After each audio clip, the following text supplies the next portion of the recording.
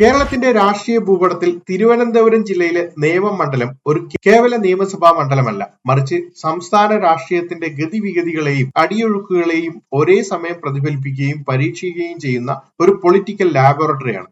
തലസ്ഥാന നഗരത്തിന്റെ രാഷ്ട്രീയ മനസ്സ് എങ്ങോട്ട് ചായുന്നു എന്നത് കേരളത്തിലുടനീളം ഒരു തരംഗമായി പടരാറുണ്ടെന്നുള്ളത് ചരിത്രപരമായ സത്യമാണ്. 2016 ഒ രാജഗോപാലിലൂടെ BJPക്ക് കേരള നിയമസഭയിലേക്കുള്ള കവാടം തുറന്നുകൊടുത്ത നിയമം ഇന്ന് രാഷ്ട്രീയ കേരളം ഉറ്റുനോക്കുന്ന അതിശക്തമായ ത്രികോണ പോരാട്ടത്തിന്റെ വേദിയാണ്. LDFനെ സംബന്ധിച്ചിടത്തോളം ഇത് ഭരണ തുടർച്ചയുടെയും ആധിപത്യം ഉറപ്പിക്കലിന്റെയും അഭിമാന പോരാട്ടമാണെങ്കിൽ BJPക്ക് ഇത് തങ്ങളുടെ A+ മണ്ഡലം തിരിച്ചുപിടിക്കാനുള്ള നിലനിൽപ്പിന്റെ പോരാട്ടമാണ്. UDFനാകട്ടെ നഷ്ടപ്പെട്ട തങ്ങളുടെ പരമ്പരാഗത വോട്ട് ബാങ്ക് പിടിച്ചെടുക്കാനുള്ള അതിജീവന പോരാട്ടവും. 2026 തിരഞ്ഞെടുപ്പ് ഗോതയിലേക്ക് നീങ്ങുമ്പോൾ നേമത്തെ രാഷ്ട്രീയ സമവാക്യങ്ങൾ കേരളത്തിന്റെ ഭാവി രാഷ്ട്രീയ ദിശ എന്താണെന്ന് കൃത്യമായി അടയാളപ്പെടുത്തും. കേരള രാഷ്ട്രീയത്തിൽ സമീപകാലത്ത് കണ്ടുവരുന്ന ഒരു പ്രൊഫഷണൽ പൊളിറ്റിക്സ് എന്ന പ്രവണതയുടെ നേർക്കാഴ്ചയാണ് നേമത്തെ സ്ഥാനാർത്ഥി പട്ടിക. രാഷ്ട്രീയത്തിന്റെ പാരമ്പര്യത്തിനോടൊപ്പം സാങ്കേതിക മികവും ഭരണപരിചയവും ഒത്തുവരുന്ന വ്യക്തിത്വങ്ങളാണ് ഇവിടെ ഏറ്റുമുട്ടുന്നത്. വി ശിവൻകുട്ടി LDFിൽ നിന്നും തിരുവനന്തപുരം നഗരത്തെ ഉള്ളംകൈയിലെന്ന പോലെ അറിയുന്ന ജനകീയ നേതാവാണ്. മുൻ മേയർ എന്ന നിലയിലുള്ള പ്രവർത്തന പരിചയം അദ്ദേഹത്തിന് താഴെത്തട്ടിൽ വലിയ സ്വാധീനം നൽകുന്നു. 2015 നിയമസഭാ സംഭവ വികാസങ്ങളുടെ പേരിൽ നേരിട്ട വിമർശനങ്ങളെ വിദ്യാഭ്യാസ മന്ത്രി എന്ന നിലയിലുള്ള കുട്ടികളുടെ പ്രിയപ്പെട്ട അപ്പൂപ്പൻ എന്ന പ്രതിച്ഛായയിലൂടെ അദ്ദേഹം മറികടന്നു.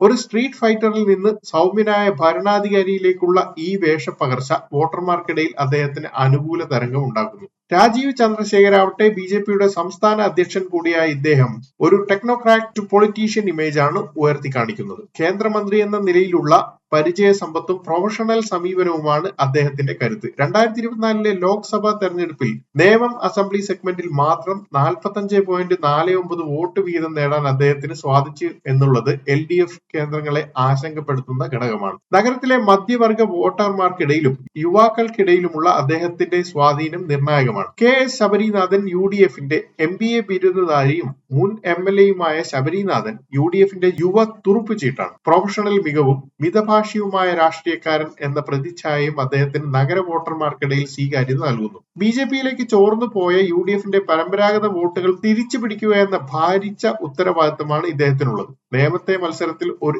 എക്സ് ഫാക്ടർ ആയി ശബരിനാഥൻ മാറുന്നു. വോട്ട് കണക്കിലെ രസതന്ത്രം നോക്കിയാൽ നേമത്തെ തെരഞ്ഞെടുപ്പ് ചരിത്രം പരിശോധിച്ചാൽ UDF വോട്ട് വിഹിതവും NDAയുടെ വിജയ സാധ്യതയും തമ്മിലുള്ള വിപരീത അനുപാതം വ്യക്തമാകുന്നുണ്ട്. 2011 LDF 42.9, 2016 41.39, 2021 38.24. UDFനാകട്ടെ 2011 17, 16 9.7, 21 25.01. NDAക്കാകട്ടെ 2011 37.49 വോട്ട് ശതമാനവും 2016 47.46 വോട്ട് ശതമാനവും 2021 35.54 വോട്ട് ശതമാനവും ഉണ്ട്. 2016 UDFന്റെ വോട്ട് വിഹിതം 10% താഴെ പോയപ്പോഴാണ് നേമത്ത് BJP വിജയിച്ചത്. എന്നാൽ 2021 ശക്തനായ ഒരു സ്ഥാനാർത്ഥിയെ അണിനിരത്തി UDF തങ്ങളുടെ വോട്ട് ഷെയർ 25% ഉയർത്തിയപ്പോൾ BJPയുടെ വോട്ടുകൾ കുറയുകയും LDF വിജയിക്കുകയും ചെയ്തു. ഇവിടെയാണ് 20% എന്ന മാന്ത്രിക സംഖ്യ പ്രസക്തമാവുന്നത്. UDF വോട്ട് വിഹിതം 22-25% മുകളിൽ നിർത്തിയാൽ LDF സുരക്ഷിതമായിരിക്കും. എന്നാൽ UDF വോട്ടുകൾ ചോർന്നാൽ അത് NDAക്ക് അനുകൂലമായി മാറുന്ന സ്ഥിതിവിശേഷമാണ് നിലവിലുള്ളത്. സർവേ പ്രകാരം വോട്ട് രേഖപ്പെടുത്താൻ തീരുമാനിച്ചിട്ടില്ലാത്ത 20.8% വോട്ടർമാരുടെ നിലപാട് ഇത്തവണ വിധി നിർണായകമാക്കും. മണ്ഡലത്തിലെ വികസന പ്രവർത്തനങ്ങളും ഭരണവിരുദ്ധ വികാരവും തമ്മിലുള്ള സംഘർഷമാണ് നേമത്ത് ദൃശ്യമാവുന്നത്. MLAയുടെ വ്യക്തിപരമായ ജനപ്രീതിയും സർക്കാരിനോടുള്ള സമീപനവും തമ്മിലുള്ള വ്യക്തമായിട്ടുള്ള അന്തരമുണ്ട്. വി ശിവൻകുട്ടി MLAയുടെ പ്രവർത്തനത്തിൽ 19.7% പേർ പൂർണ്ണ സംതൃപ്തി രേഖപ്പെടുത്തുമ്പോൾ 33.8 പേർ അസംതൃപ്തരാണ്. അതായത് 53.5 വോട്ടർമാർ MLAയുടെ പ്രവർത്തനത്തെ അനുകൂലിക്കുന്നു. എന്നാൽ 21.2 വോട്ടർമാർ അദ്ദേഹത്തിന്റെ പ്രവർത്തനത്തിൽ അതൃപ്തരാണ് എന്നുള്ളത് ശ്രദ്ധേയമാണ്. സംസ്ഥാന സർക്കാരിന്റെ കാര്യത്തിൽ ചിത്രം കൂടുതൽ സങ്കീർണമാണ്. 27.8 പേർ സർക്കാരിന്റെ പ്രവർത്തനത്തിൽ പൂർണ്ണമായും അതൃപ്തരാണ്. സർക്കാരിനെതിരായ ഈ വികാരം MLA-യുടെ വ്യക്തിപരമായ പ്രതിച്ഛായയെ എത്രത്തോളം ബാധിക്കുമെന്ന് കണ്ടറിയണം. ശബരിമല പോലുള്ള വിശ്വാസ സംബന്ധമായ പ്രശ്നങ്ങളിൽ നഗര വോട്ടർമാർക്കിടയിൽ LDF-ന് പ്രതികൂല ഘടകമാണുള്ളത്. ഇത്തരം വിഷയങ്ങൾ BJP-യും UDF-ഉം രാഷ്ട്രീയ ആയുധമാക്കുമ്പോൾ അത് ഭരണപക്ഷത്ത് വെല്ലുവിളി ഉയർത്തുന്നു. ഉറച്ച കേഡർ വോട്ടുകൾ സാധാരണക്കാരെ ആകർഷിക്കാൻ നന്മ തുടരും പോലുള്ള ക്ഷേമ പദ്ധതികൾ LDF-ന്റെ നഗരപ്രദേശങ്ങളിലെ വോട്ടർമാരുടെ വിടവ്, സംസ്ഥാന ഭരണത്തോടുള്ള ശക്തമായ ഭരണവിരുദ്ധ വികാരം എന്നിവയാണ്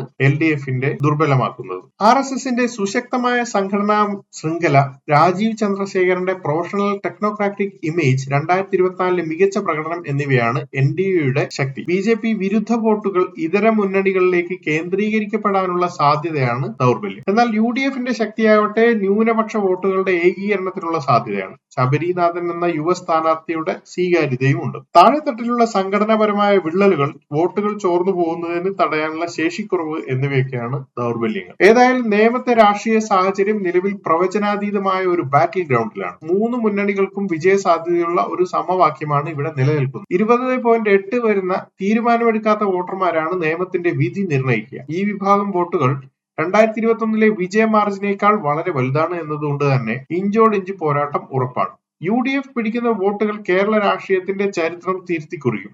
നേമം ഒരു ത്രികോണ രാഷ്ട്രീയ യാഥാർത്ഥ്യമായി കേരളത്തിൽ ഉറച്ചു നിൽക്കുമോ അതോ 2016 ചരിത്രപരമായ ഒറ്റപ്പെട്ട സംഭവം മാത്രമായിരിക്കുമോ എന്ന് 2026 നേമത്തെ ജനവിധി വ്യക്തമാക്കും. പക്വമായ രാഷ്ട്രീയ ബോധമുള്ള നേമത്തെ വോട്ടർമാർക്ക് നൽകുന്ന സൂചന കേരള രാഷ്ട്രീയത്തിന്റെ തന്നെ ദിശ നിർണ്ണയിക്കും എന്നതിൽ തർക്കമില്ല.